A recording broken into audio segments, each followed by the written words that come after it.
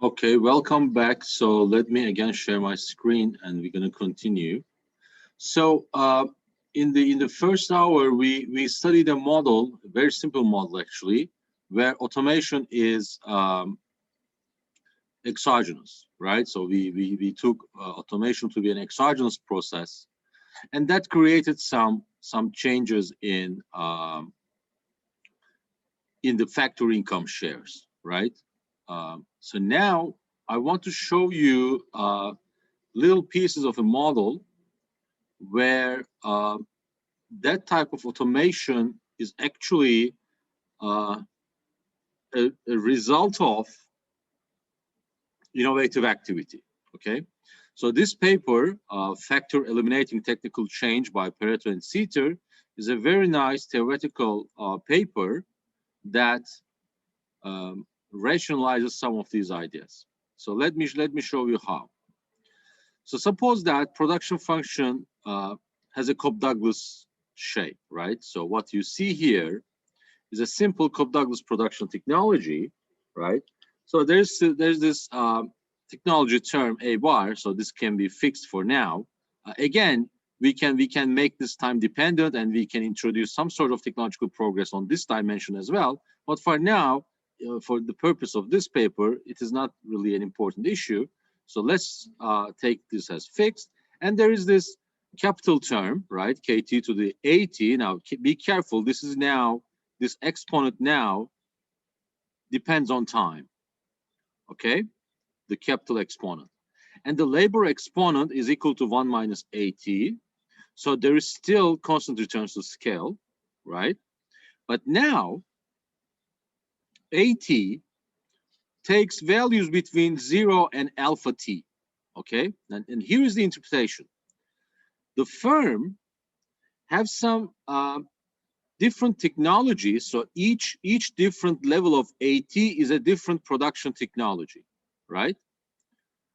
And those technologies are indexed by this number AT, and they are located within this interval. All right. So there is this best technology. All right, best technology that has the maximum level of automation, right? So the task itself. So you may imagine that YT is a single task, right? Now this single task can be completed with an infinite number of waves, right? In infinite number of different technologies that changes the intensity of capital, right?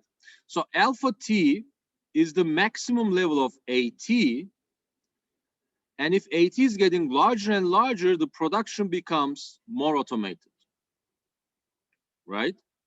So in that sense, the technology is advanced when AT technology is getting more advanced when AT is getting larger, and then through this, the fixed factor LT, the labor that creates uh, uh, that basically limits the scale of production, actually decreases. So it is actually eliminated, right? Now the question is this: how can the firm learn these technologies, right? How can the firm increase this number alpha T, right? Because if there is a possibility of R&D that increases alpha T, then this means firm will have a more diverse technological opportunity set, and those opportunities allow the firm to substitute labor, to substitute capital for labor, right? So in the production process, the intensity of capital increases and intensity of labor decreases. Now, in the limit case, you may imagine that alpha T goes to 1, right? So then the firm chooses to use the most advanced technology, and the production function becomes the AK production function, right? So it is completely free of labor. The entire production is, is continued with the robot labor or the machines. Okay. So in that paper, I'm not going to the details of it, but it is like the second generation Schumpeterian model that we discussed in our last lecture. So there's an R&D technology, there's an R&D return. So that return must be equal to the cost of obtaining funds. The firms will take optimal R&D decisions in that sense, and they increase alpha T through this research activity, and eventually they eliminate labor gradually from the production process, and the production becomes automated. Now, if you do that, and if you calculate, so once you construct the full general equilibrium model, and once you find the equilibrium, then the growth rate of GDP depends on how fast you are increasing the factor elimination, right? How fast alpha T grows as well. Now, of course, in the long run, alpha T has a limit, right? So eventually, alpha will go to some constant. So this parameter mu and this parameter eta, so they depend on alpha T itself. So these are going to be constants as well. So the model will behave a version of the neoclassical model, but then of course the entire process of automation will be endogenous, right? So the output so the growth rate of output will depend on the capital stock in the economy, the labor force, how fast capital accumulation continues, and how fast that research activity for automation continues. Okay, so again, I'm not going to show you the entire model, but that's just one way to approach automation by changing the production function itself, right?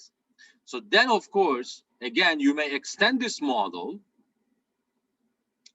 in a way that makes each, and so I mean this is related with Salman's earlier question.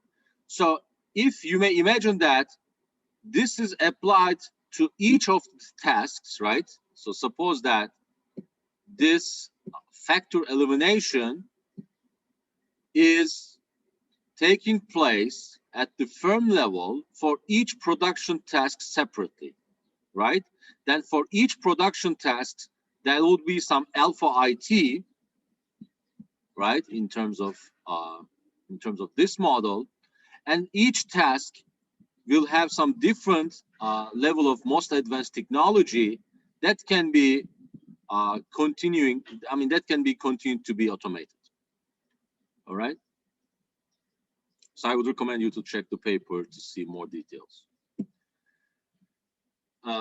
Now this brings us to the third framework that I want to cover. And again, I'm not going to go to the exact, all the details, but this is the task-based framework that is now pretty standard in the research in growth and technology, right? So now, after the publication of this nice paper by Ajamoli and Otter, the growth economists are now paying more attention to automation issues. And here I will show you the fundamentals of such a model. Okay. So there is now a production of the final good again, and that final good is Y. All right. Now the final good is produced again with tasks. All right. The tasks are located within the unit interval. All right. So there's an infinite number of tasks. So this is a particularly tractable way of modeling production technology. In this way, you may still assume CES. So you can still, in some version of the model, you can still use that type of technology.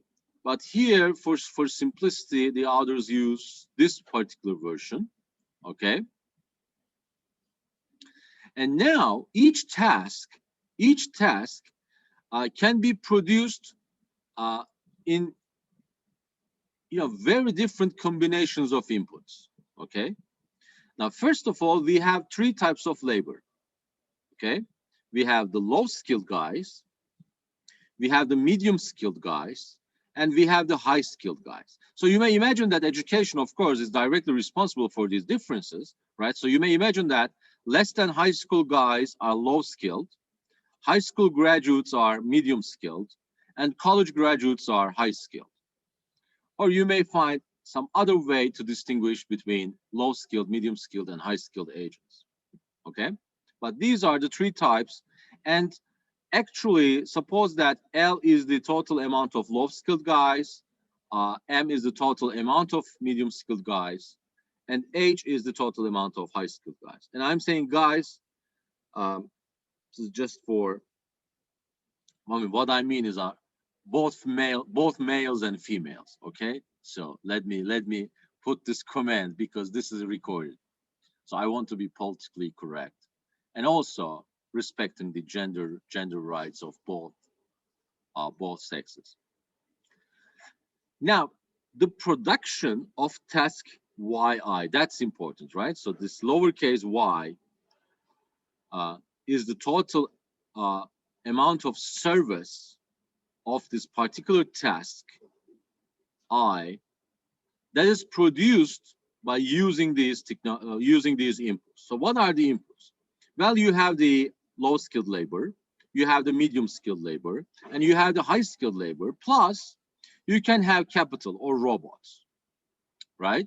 Now, each of these parameters can now should be interpreted. Now, Li, Mi, Hi, and Ki is the total units that are employed, right? So there is this task I. Suppose that this is the transportation task, right? So you want to transport your raw materials and the final product for the market. Then you may use the quantity of these inputs, and these quantities are Li, Mi, Hi, and Ki. So what you see here is, of course, a production technology that is linear. This means these are perfect substitutes. Okay, so a firm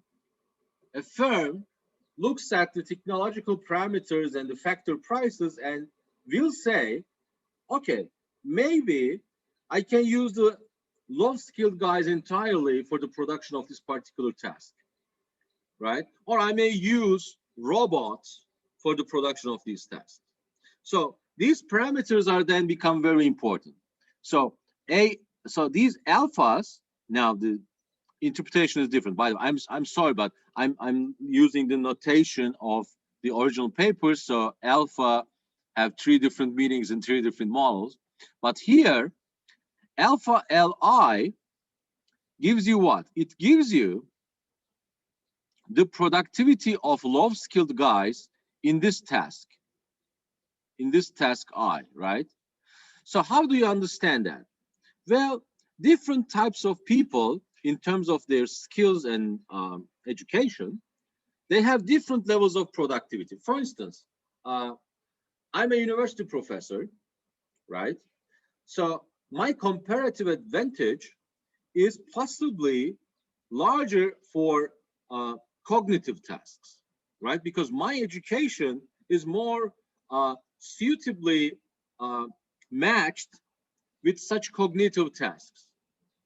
Okay, so for instance, if you hire me as a manual worker, if you hire me as a worker that requires physical strength and some other qualifications for manual jobs, possibly my comparative advantage is not very high there, right? So possibly you may want to hire me as a manager, or perhaps as a researcher or something like that, right? So in that particular case, depending on the complexity of this task, right, different people with different education levels will have different levels of productivity. Okay, and there is also the productivity of each input that does not depend on the task as well. So the structure is rather general, as you see, right? So first, there is the total units you employ, right? There is the productivity of this type of input for this type of task, alpha Li, alpha Mi, alpha Hi, and alpha Ki. K is for robots again, or capital. And there is this input specific productivity that does not depend on the task. Okay. Now, obviously, how these productivity parameters are characterized. So what are the ratios of, for instance, alpha Li to alpha Mi to Am to Ak, and all of these, this huge set of productivity levels and comparative advantage levels will determine the optimal choice of the firm, okay, for each task. And then firm will look at the relative productivity and the comparative advantage of different inputs and the relative factor prices on the cost side.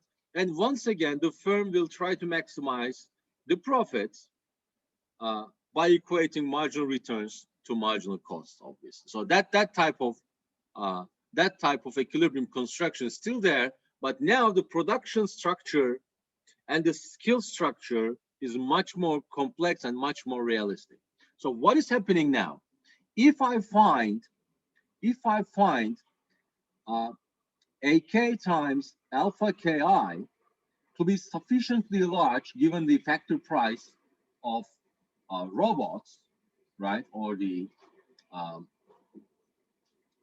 the real rental cost of capital, if that's traditionally a capital stock or a machine, then of course in relative terms, depending on the factor prices and the productivities, I may choose to work only with capital for a particular task, right?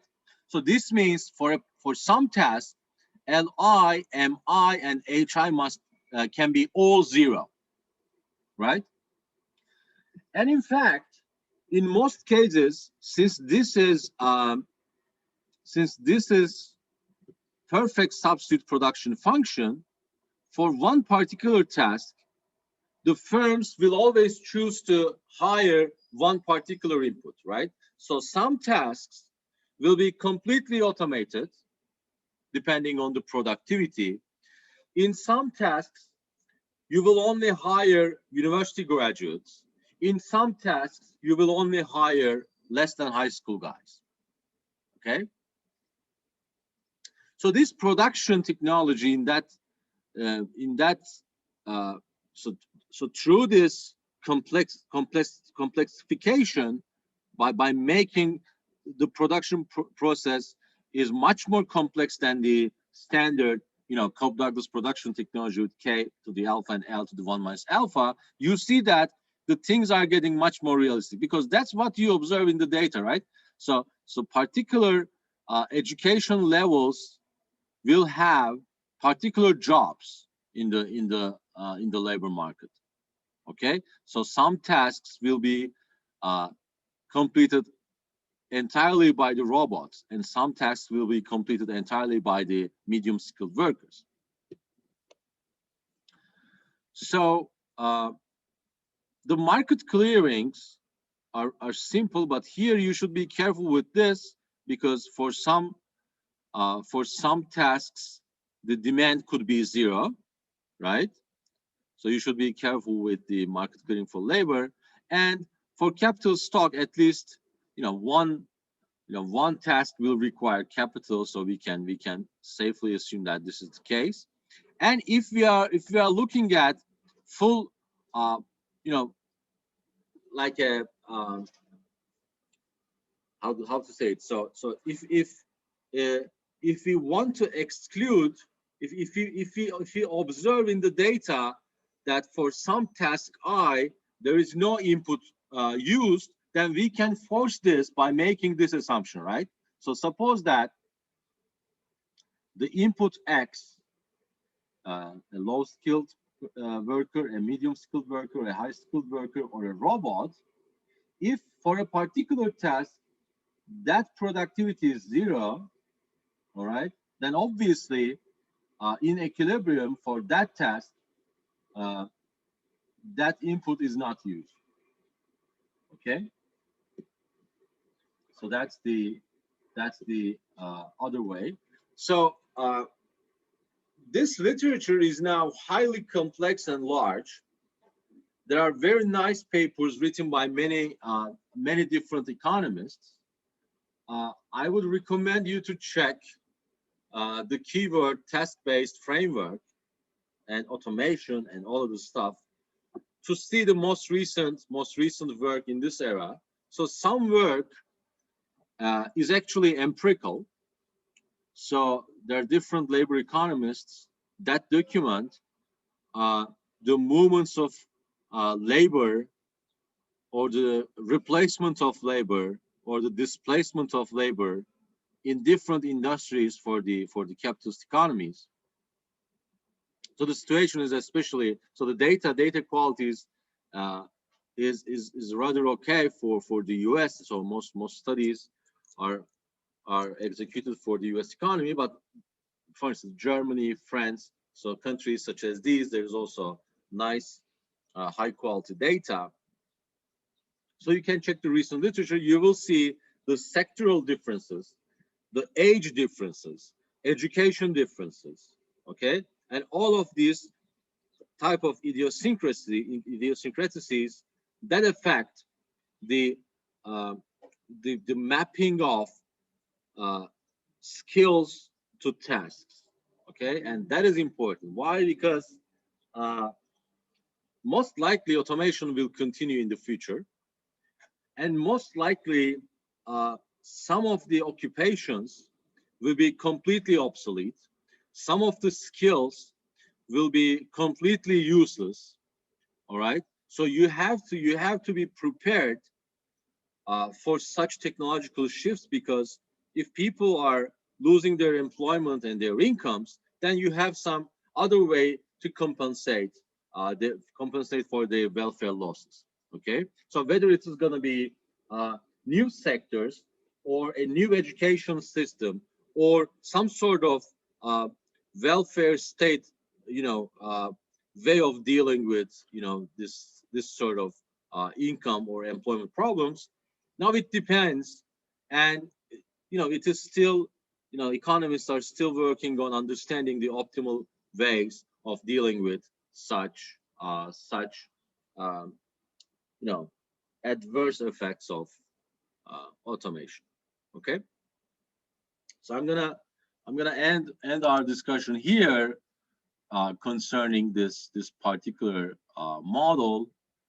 But you can check again. There are many recent papers. There's actually one nice overview of labor displacement effects published by Acemoğlu and Restrepo in Journal of Economic Perspectives. So you can look at it. Okay. The last task for today is to look at this simple model of innovation and capital. All right. So so the main story goes like this. Okay, before doing that, do you have any questions about the task-based framework?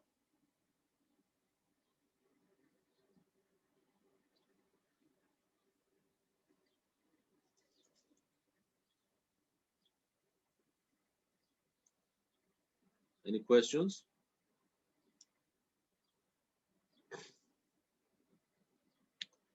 Okay, assuming that you have no input to share, let me go back to this model. So this is the last task for the semester, actually.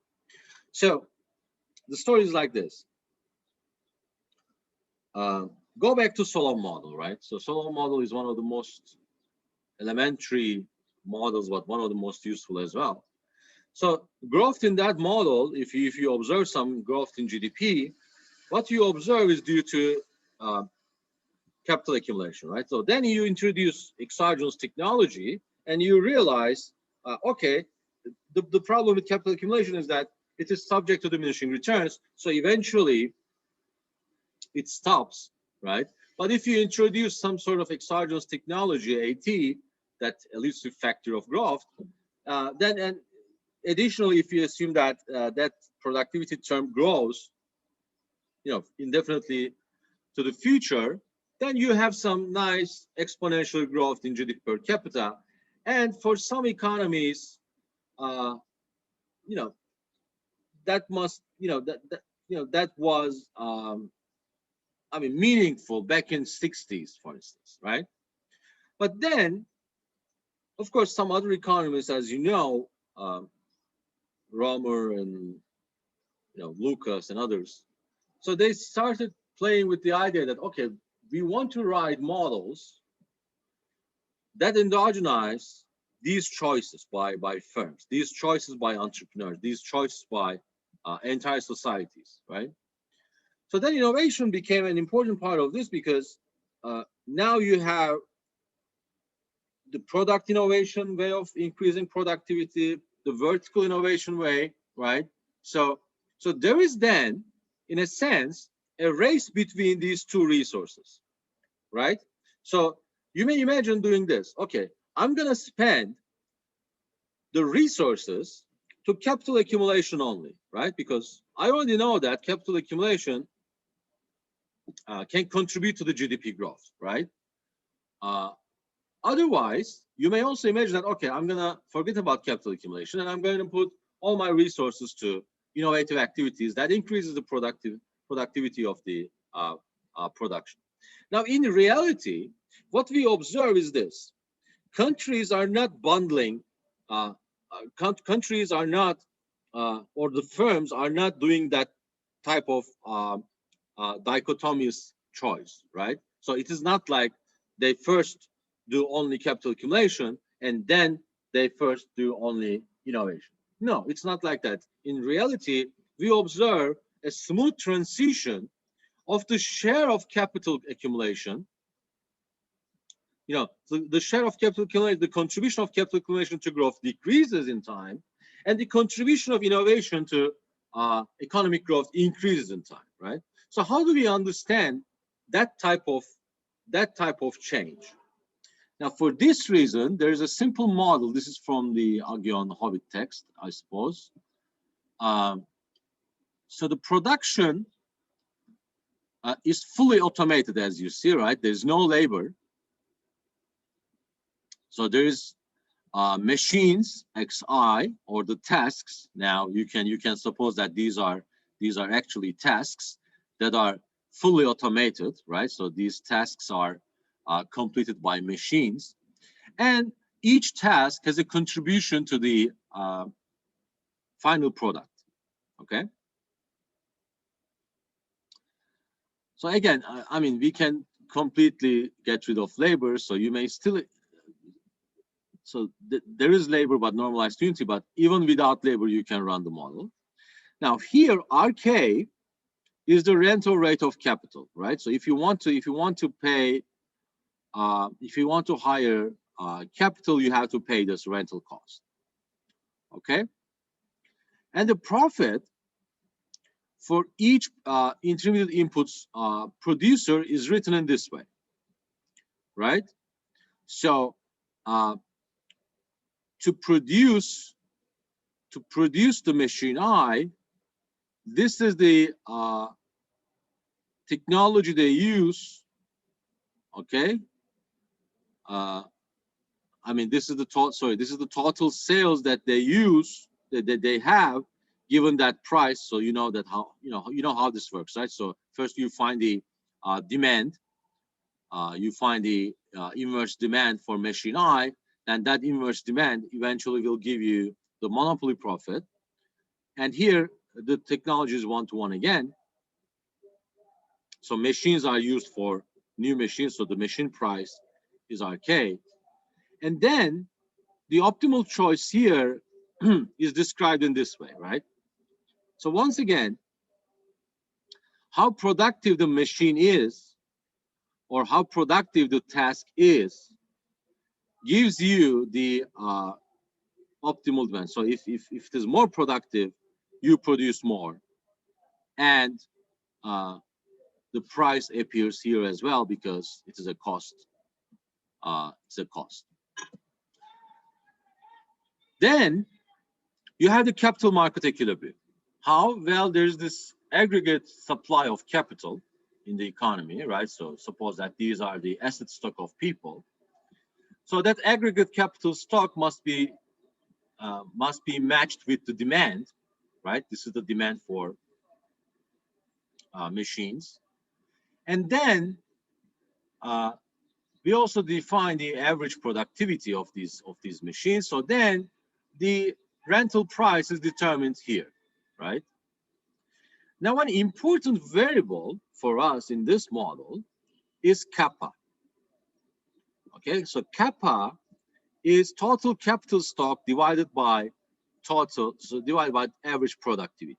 Okay, now with this definition, if you put this back into the production function, what you eventually get is this type of output, right? So average productivity increases output one by one, and depending on the elasticity of the capital stock, the capital output, so capital productivity ratio also increases output depending on this parameter alpha.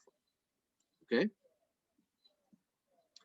Now, how do we understand innovation in this model? Well, that will be exactly the same that we studied before, right? So remember the Schumpeterian model of chapter 544, I guess, in Agyon and Howitt's text.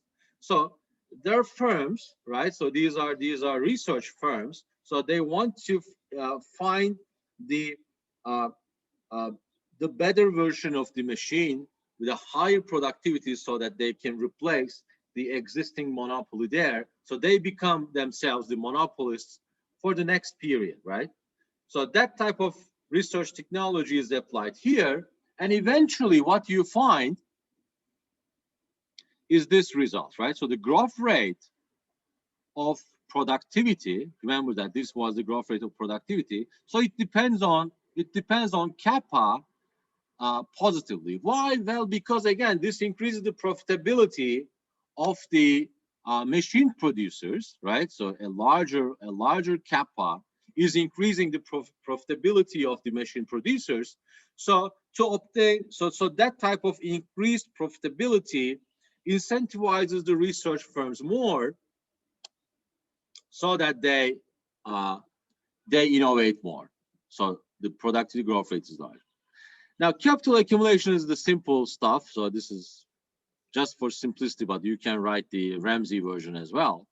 Yeah, so I mean, eventually you can find an earlier equation as well. But for now, it's good to go. I mean, that is sufficient. Then a steady state, of course, is a case where there is balanced growth between capital and productivity. Okay, so this means the growth rate of capital stock must be equal to G. Okay, so then this must be equal to G. So here is your steady state. So what do we see here? Think of this. So we are looking at the steady state. Let me use my board here. Okay, so steady state is right here.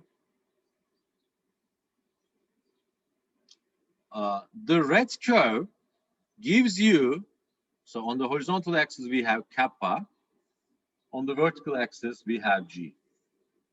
So kappa, if kappa is getting larger and larger, then innovative capability is getting larger and larger. Why? Because again, increased profitability. So if kappa is larger, profits are larger, R&D investment is larger, this means growth is larger. Okay. Now, why is that there is a negative relationship between kappa and G? Well, because this is like the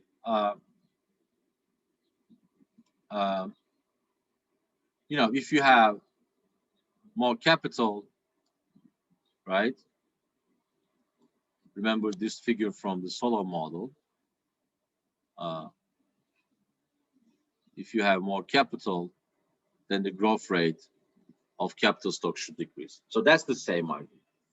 Okay. Now, eventually, as you see, this is strictly a hyperbola, and this is a parabola, right? So concavity and convexity relationships, you know, guarantee that there is a unique equilibrium. Then how can you understand different contributions? Now, consider a change in the research technology, right? So suppose that here R&D is more productive. What happens to the steady state? The steady state is here, right? So what happened? Capital productivity ratio decreased and the growth rate increased. Okay? What happens if the saving rate increases? If the saving rate increases, this function goes like this, right? So the steady state is here. What happens? Growth rate is again larger, and capital productivity ratio is also larger. So there are different societies, right, that have different saving rates, different research productivities. So maybe I can use J. So these J's are countries, and they have different savings rates, different saving rates, different research productivities, and in other dimensions they also differ, right? So historically, in fact, the research technology can differ. Okay, so a society can start at a point where G is low and K is low, and then go to a situation where G is high and K is high a little bit. Okay, but then another society can go to a situation when K is no longer increasing, kappa is no longer increasing, but the increase in research productivity increases the growth rate. Okay, so there are many different possibilities, of course, depending on how do you run this model. I'm gonna stop here. If you have a very quick question, I can answer it, or we're gonna come back after 15 minutes if you want to rejoin. But I'm done, basically. You want to rejoin? Speak up, speak up. No. All right. If you, all right, you can always reach me by email. We can actually have office hours if you find it necessary. Okay. Okay. Especially concerning your term papers. So if you have questions to ask, and if you need my feedback, just let me know, and we can arrange an office time over Zoom. Otherwise, I'll let you go. Okay, thank you. Okay. All right. Bye-bye. Bye-bye.